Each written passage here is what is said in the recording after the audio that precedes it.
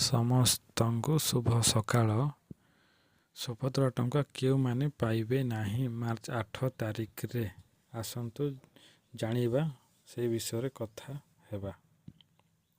ଯେଉଁ ସୁଭଦ୍ରା ମା ମାନେ ଏପର୍ଯ୍ୟନ୍ତ ନିଜ ପାସବୁକ୍ ଏବଂ ଆଧାର କାର୍ଡ଼ ସହିତ ମୋବାଇଲ ନମ୍ବର ସଂଯୋଗ କରିନାହାନ୍ତି ଏବଂ ଆଧାର ସହିତ ବ୍ୟାଙ୍କ ପାସବୁକ୍ ଡିବିଟି କରିନାହାନ୍ତି, ସେଇମାନେ ମାର୍ଚ୍ଚ 8ରେ ସୁଭଦ୍ରା ଟଙ୍କା ପାଇବାରୁ ବଞ୍ଚିତ ହେବେ। ଏଣୁ ଆପଣମାନଙ୍କୁ ଅନୁରୋଧ, ଆଧାର ସେବା କେନ୍ଦ୍ରକୁ ଯାଇ ନିଜର ଆଧାର ସହିତ ମୋବାଇଲ ନମ୍ବର ସଂଯୋଗ କରନ୍ତୁ।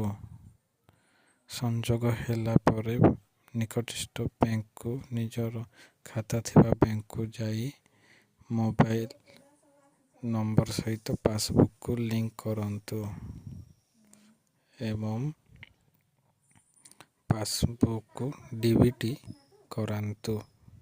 ଡିବିଟି କରିଲା ପରେ ଆଉ ଥରେ ବ୍ୟାଙ୍କକୁ ଯାଇ ଦେଖି ନିଅନ୍ତୁ ଡିବିଟି ହେଇଛି କି ନାହିଁ।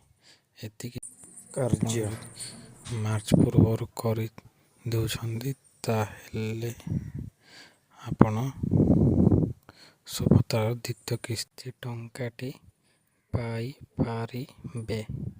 ଧନ୍ୟବାଦ।